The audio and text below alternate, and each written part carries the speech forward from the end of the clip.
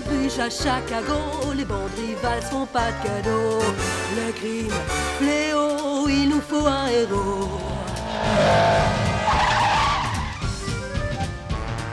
Les gangsters sont maîtres ici, ils ont toujours un alibi. Y a-t-il quelqu'un pour relever le défi? Il y a Elliot Mouse. Il est honnête, courageux, il ne se laisse pas acheter. Il veut que ça cartonne pour arrêter Al Capone. L'irréductible, l'infaillible Elliot. C'est l'incorruptible. L'incorruptible Elliot. Personne dans les rues la nuit, une sirène hurle, des méchants fuient. Il nous faut un peu de justice. Appelez Elliot Mouse. Les trafiquants sèment la peur partout. Faites votre boulot. On a des gars qui nous défendent et on les aime beaucoup. À peine croyable et pas achetable. C'est l'incorruptible. C'est Elliot Mouse dans le vieux Chicago. Depuis l'arrivée d'Elliot Mouse et des Incorruptibles, la vie a changé à Chicago. Les journaux relatent les exploits de ses 4 compagnons qui combattent sans merci Al Capone et ses redoutables acolytes. Et les honnêtes citoyens suivent avec passion les péripéties de cette lutte contre les sinistres machinations d'Al Capone et de sa bande. Pour combattre les gangsters, les honnêtes citoyens savent désormais qu'ils peuvent s'adresser aux Incorruptibles directement pour obtenir justice et réparation. C'est au club chez Paré qu'ils remettent leurs suggestions et leurs réclamations en sachant qu'elles seront transmises directement aux Incorruptibles. C'est pourquoi tous se rendent les uns après les autres au club chez Paré.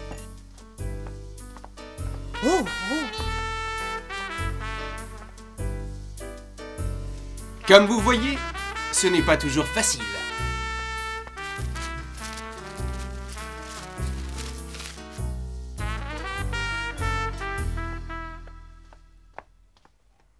Ecco nostro famoso cocktail al formaggio. Mais Pietro, je n'ai rien commandé.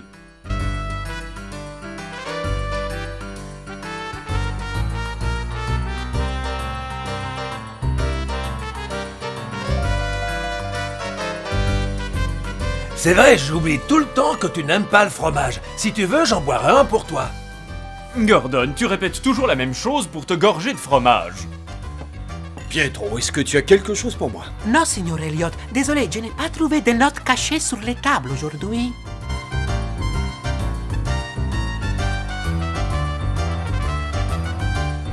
Il est encore tôt. On devrait attendre un petit peu.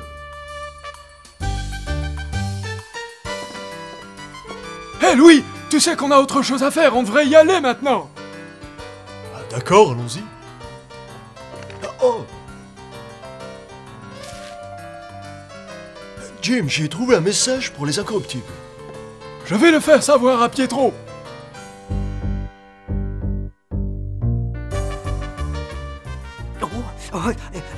Signor Elliot, Jim a reçu un message secret pour vous. Mais comment le sais-tu, Pietro? Jim est en train de jouer? C'est très simple, Gordon, il suffisait d'y penser. On utilise un code secret dans notre club. En somme, c'est un peu comme du Mars. Il fallait y penser. C'est bien beau tout ça, mais que raconte cette note? On va le savoir. Merci. Voilà. Notre informateur secret nous fait savoir qu'Al Capone distribue dans toute la ville des marchandises volées. Il le fait sous notre nez en se servant des camionnettes de la poste. C'est un malin. C'est une ruse formidable. On ne peut pas renifler tous les camions postaux. Selon notre informateur, ils se servent des camions avant leur départ en tournée. Ne perdons pas de temps. Allons au bureau de poste central. Si les choses continuent comme ça, nous allons devoir fermer le club. Les gens ne viennent plus ici que pour contacter les Incorruptibles. Et nous avons déjà des musiciens qui vont partir jouer dans un autre club. Est-ce vrai, Pietro? Nous n'avons encore rien décidé, mais ils ont reçu des offres de notre club. Et comme nous n'avons plus de clients, nous n'avons plus beaucoup d'argent. Et la vita. Ça y est, on est arrivé. Ça m'a tout l'air d'un vrai bouge. L'essentiel, c'est qu'on soit bien payé. Allez, viens. Oui, qu'est-ce que c'est? Bonsoir, nous sommes les nouveaux musiciens, nous sommes attendus. Minute, qu'est-ce qu'il y a dans vos étuis? Ouvrez-les, faites pas les malins. Ah ben monsieur, c'est seulement ma trompette. Et toi, ouvre le tien. Qu'est-ce que vous croyez? C'est une contrebasse, nous sommes musiciens. Qu'est-ce que tu en penses, Jim? Ça ne m'inspire pas confiance. Et c'est normal qu'ils nous fouillent, nous pourrions être des gangsters. C'est bon, vous pouvez entrer maintenant. Je crois que leur femme de ménage est partie en vacances.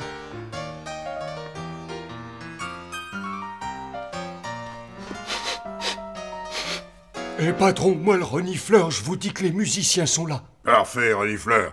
Amène-les-moi.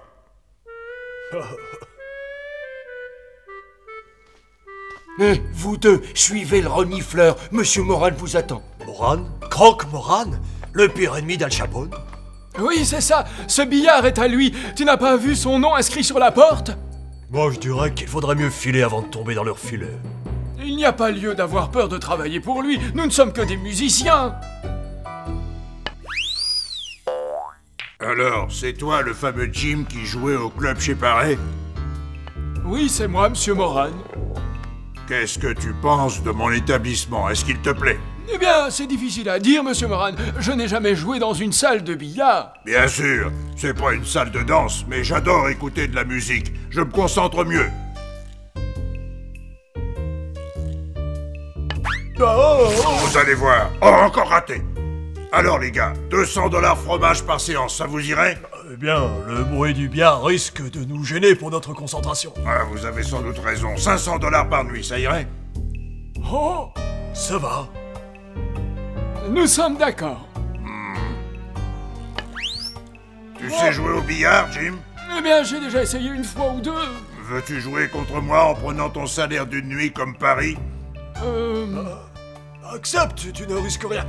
Nous venons de le voir jouer, il est nul. C'est d'accord, pari tenu, allons-y. C'est très bien.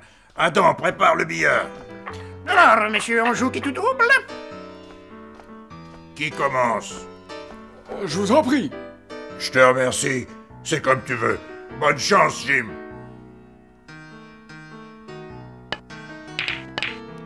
Ça va pas être facile. On va bien voir. La rouge dans le coin. La verte dans le coin droit. Je double la jaune.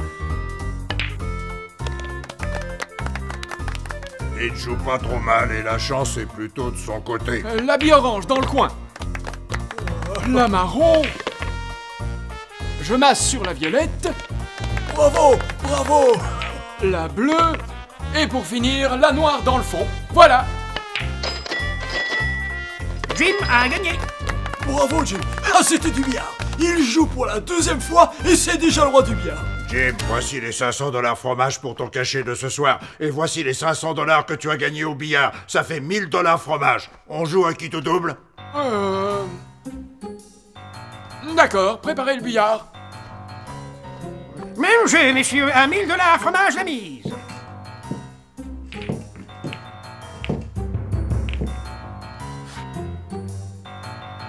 La rouge dans le coin. La noire au milieu. Jim a gagné.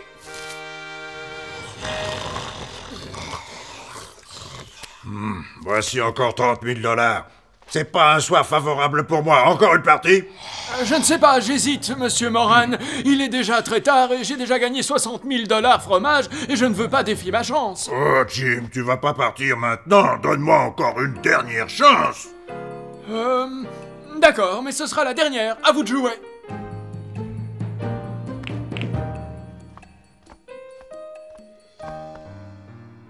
Cette fois, je sens que je vais frapper un bon coup.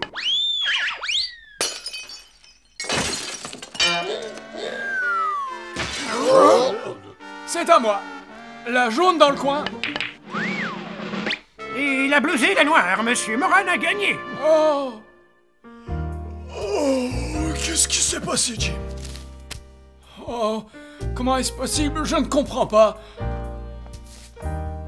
Qu'est-il arrivé? Tu as perdu cette fois? J'ai perdu et pourtant j'ai joué comme d'habitude. C'est comme si on m'avait volé un point. Si tu veux, je peux encore t'offrir ta revanche. Vous voulez rejouer? Bah, c'est pas parce que je viens de gagner que je vais arrêter. Prépare les billes, Adam.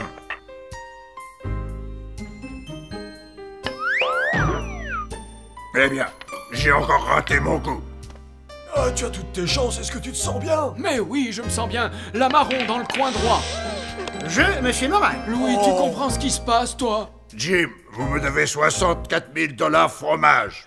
Je n'ai pas autant d'argent, monsieur Moran. Nous allons devoir travailler toute une année pour vous payer. Mais je ne peux pas vous laisser payer un tempérament, j'ai une réputation à tenir, on doit trouver une autre solution. Ah, malheureusement, j'en vois aucune autre. Et peut-être que chez Paris, il y a quelque chose qui vaut 64 000 $ fromage. Je sais que c'est là que les incorruptibles trouvent leurs informations sur Al Capone, et cela pourrait m'être utile. Mais nous ne sommes au courant de rien, monsieur Moran. Désolé, Jim, j'ai du mal comprendre. Peut-être préfères-tu que Kevin continue sa démonstration. Hé, laissez Louis tranquille. J'ai entendu parler de fourgons postaux. Tu vois, Jim, je t'écoute. Le jour se lève, je voudrais bien prendre mon petit déjeuner. Je commence à avoir très faim, moi. Et tu dois patienter encore un peu. Ils vont arriver. D'ailleurs, les voilà. Démarre et arrête-toi devant l'entrée. Je veux les attraper la main dans le sac.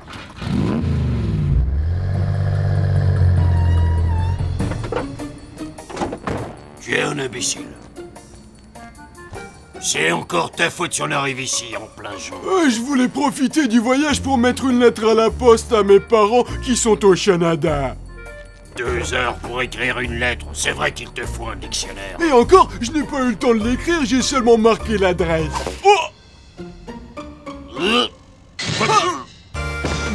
Bien joué, le renifleur. Jack, tu vas aller bloquer la sortie. Nous suivrons à pied.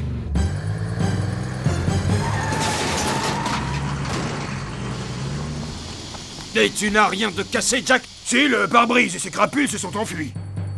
Ça va, mais je suis sûr que le fromage est à sa place dans les camions. On va pouvoir le récupérer. En avant, les gars. On ne bouge plus, FMI. Sortez de là, les mains en l'air! C'est à ne pas y croire.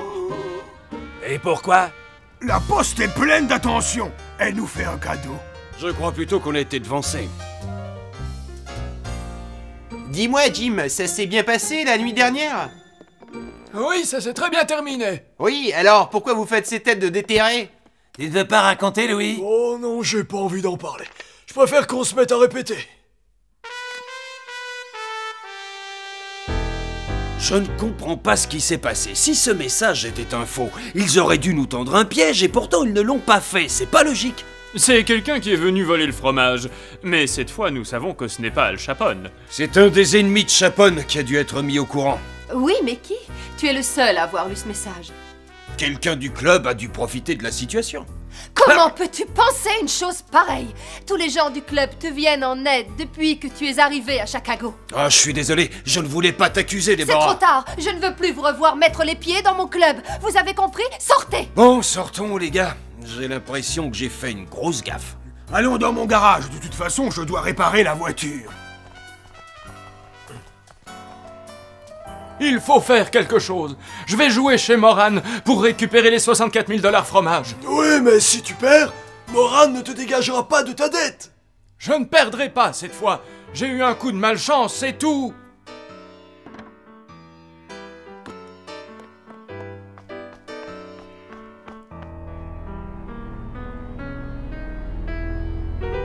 Nous allons faire fortune au marché noir avec ce fromage. Mais le plus important, c'est que nous allons faire du tort à Capone. Excusez-moi, patron, mais un des musiciens est là. Parfait. Il ne manquait plus que lui pour que ma réussite soit totale. Fais-le entrer. Prépare le billard, Adam. Et surtout, n'oublie pas de changer la bille noire. Tiens, mon partenaire du billard qui vient me faire une surprise. Pour la musique, tu es en avance. Arrête ton discours, Philandre Moran. Tu as eu de la chance hier, mais je viens aujourd'hui pour regagner les dollars fromage que tu m'as escroqués. Vous entendez ça, patron? Votre violonneux a envie de risquer gros. Ça en a tout l'air. Qu'est-ce que tu veux parier, mon garçon? La même chose qu'hier. 500 $ fromage pour la première partie. D'accord, on peut commencer. D'accord, ne perdons pas de temps.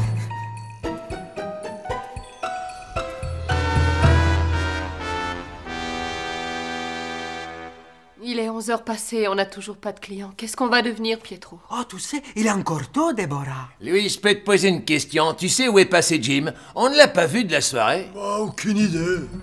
Ah, si Jim n'est pas là, c'est qu'il a trouvé un club plus généreux.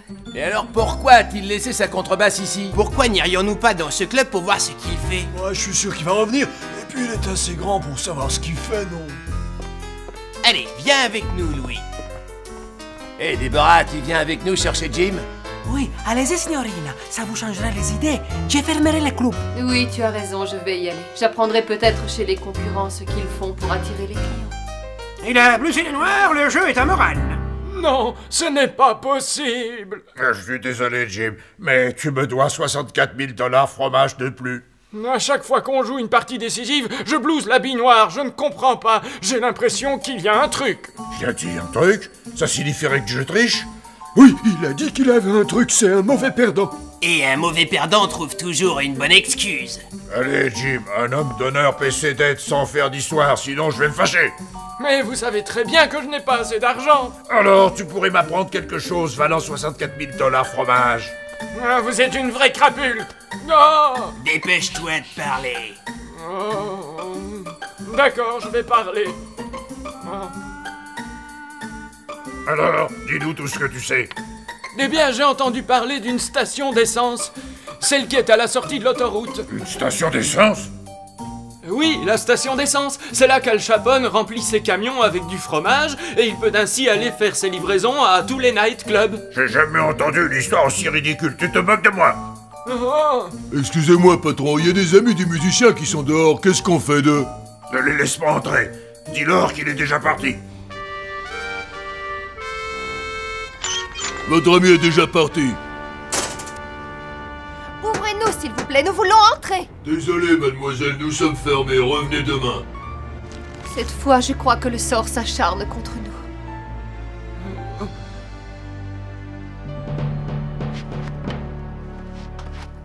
Oh, j'espère qu'ils vont entendre. Attendez une minute, je crois que je reconnais la cadence de ces coups. Tiens, je savais pas que tu jouais aussi de la batterie. Oh oui, à présent je les entends. Oui, et je crois reconnaître notre code secret. C'est Jim, Moran l'a séquestré. Ils vont l'emmener à la station d'essence à la sortie de l'autoroute. J'en ai assez de ce tam-tam, ça me rend nerveux. On va à la station-service? Je crois que tu sais ce qui se passe à l'intérieur. Allez, Louis, dis-nous ce que tu sais. Hier, Moran a escroqué Jim et l'a forcé à révéler les plans des incorruptibles. Aujourd'hui, Jim est revenu pour essayer de prendre sa revanche. Il faut absolument prévenir les incorruptibles.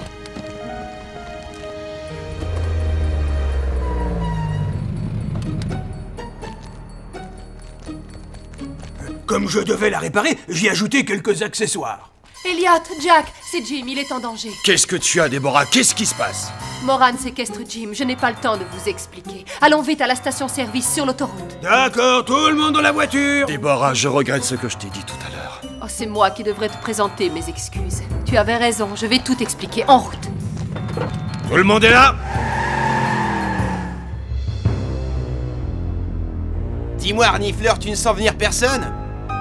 J'espère que tu ne nous as pas menti. Non, non, je vous ai donné une bonne information, je le jure. Ils vont arriver tout de suite. Attention, Kevin, il y a une voiture qui arrive. Ah! Air très mauvais. Renifleur ne peut rien distinguer à cause de l'odeur d'essence. Dépêchez-vous, remontons dans la voiture. Attention, accrochez-vous. Accrochez-vous. Oh, oh. Cramponnez-vous.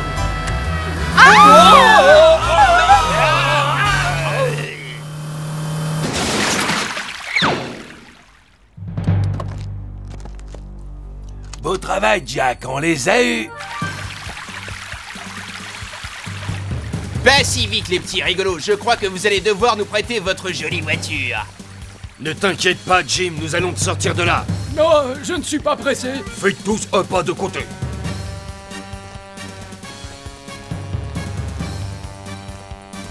Et pas de geste suspect. Renifleur ne pas savoir faire démarrer Taco. Ma voiture est pas à Taco, et si tu appuies sur bouton rouge, dois démarrer. Renifleur se méfie du visage bas et appuie sur le bouton vert.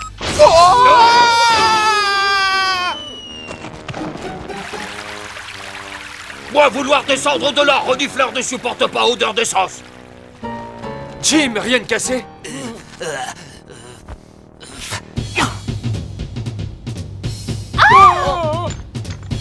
Allez, Bill, c'est à toi de jouer.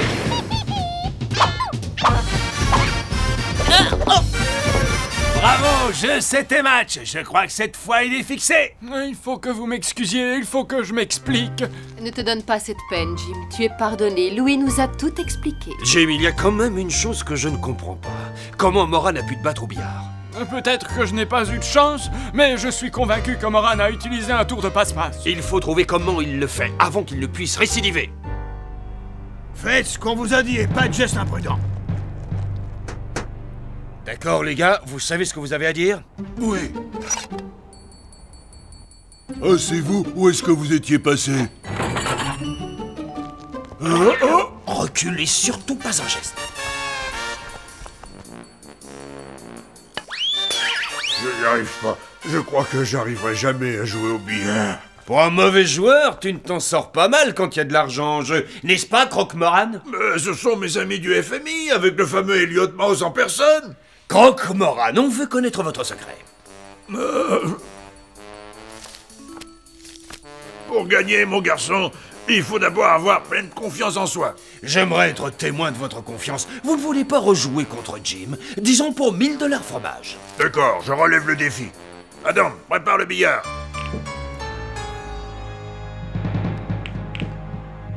Voilà, messieurs, pour 1000 $. Il est entendu que la dernière bille qui doit être blousée, c'est la noire. Tout le monde connaît la règle du jeu, alors on commence. Ça très bien parlé, à toi de jouer. La rouge dans le coin. Il a blousé la noire, monsieur Moran. J'ai tout noté. Toutes les billes suivent une trajectoire normale, excepté la noire. C'est intéressant. Si Jim touche toutes les autres billes à l'exception de la noire, il n'y a aucune raison pour qu'il perde.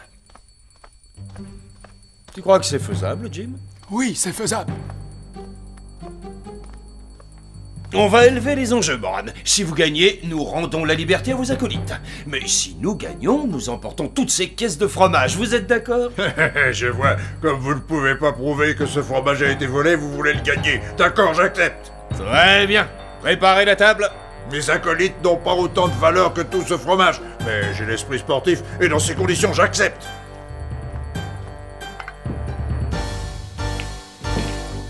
J'ai confiance, tu vois.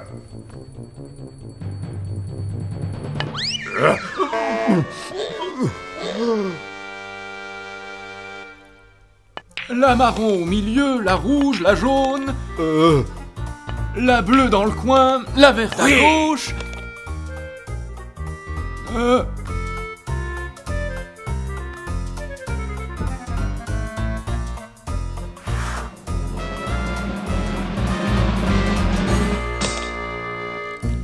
Regardez ça, on dirait qu'elle a un petit moteur. Il me semble que votre confiance vous a abandonné. Regardez ce que j'ai trouvé. Je vous mets en état d'arrestation. En outre, je veux vous remercier d'avoir joué contre Jim votre stock de fromage. Je n'aurais jamais pu le récupérer par voie légale. Après ce qui s'est passé, nous transférons notre quartier général dans le garage de Jack. Oh, mais vous n'avez pas de raison de vous précipiter.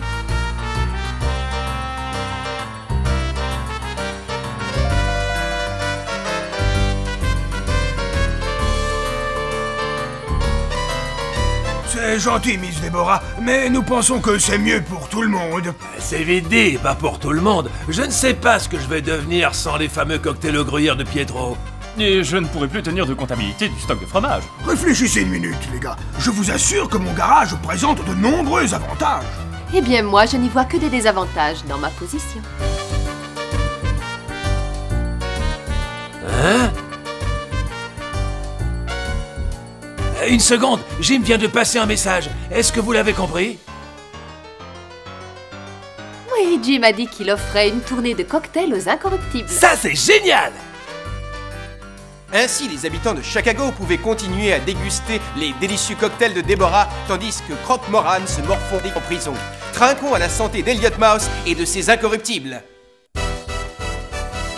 Dans le prochain épisode, vous verrez comment Thomas, un serveur plus que médiocre, devient le meilleur informateur sur Al Capone, le plus grand bandit de Chicago. Elliot soutire assez d'informations de Thomas pour pouvoir inquiéter le trafic des escrocs. Mais le vent tourne et Elliot est obligé de se méfier de Thomas. Quand le rat blanc met ses pattes sur la magnifique Sandra, les incorruptibles se lancent sur cette trace, mais n'arrivent pas à découvrir le jeu d'Al Capone. Suivez les prochaines aventures du gangster, d'Elliot et de ses incorruptibles si vous voulez en savoir davantage.